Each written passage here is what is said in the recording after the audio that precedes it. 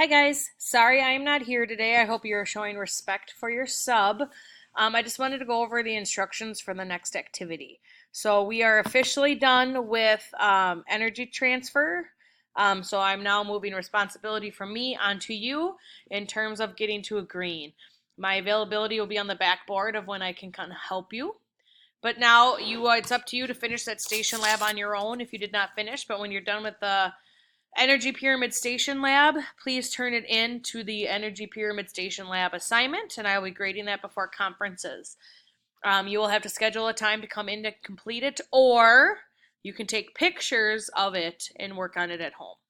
That is officially on you. We are now moving into how matter cycles through ecosystems. So it's still about ecosystems and species and populations and all of that. So if you remember from last year, matter is the fancy way to say stuff. So matter also cycles through an ecosystem just like energy does.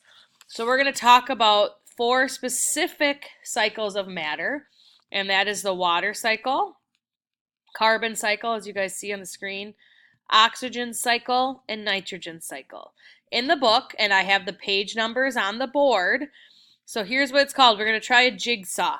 So what's going to happen is you're going to get a group of anywhere from 2, 3, or 4 members. 2, 3, or 4. Please do not do anything until I'm done.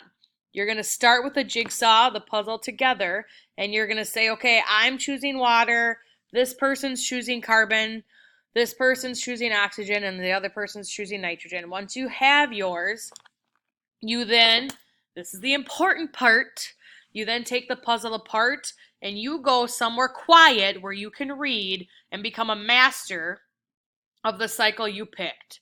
So I'm going to be with my group and I'm going to say, you know what, guys, I'll take nitrogen. I'm then going to say bye, group, and I'm going to go somewhere quiet with a textbook and read everything I can about the nitrogen cycle. I'm going to take notes. I'm going to put everything in this box that I know about the nitrogen cycle. I'm also going to 7th grader so I can help my peers. So you're going to simplify some of the complicated stuff. Yes, you may use the internet and things like that if it helps you, but I would like you to become as much of a master. That's what you're doing for the rest of class. Then when I get back on, what day is it? It would be Thursday.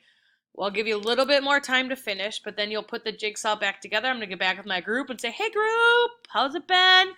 And I'm going to say, I'd like to teach you about the nitrogen cycle, and you're going to teach them about the nitrogen cycle. So a quick repeat. Once the substitute, our awesome guest teacher, tells you you are done with the station lab, you're done. You finish on your own, you come in, but then get that turned in, please. We are now studying cycles of matter.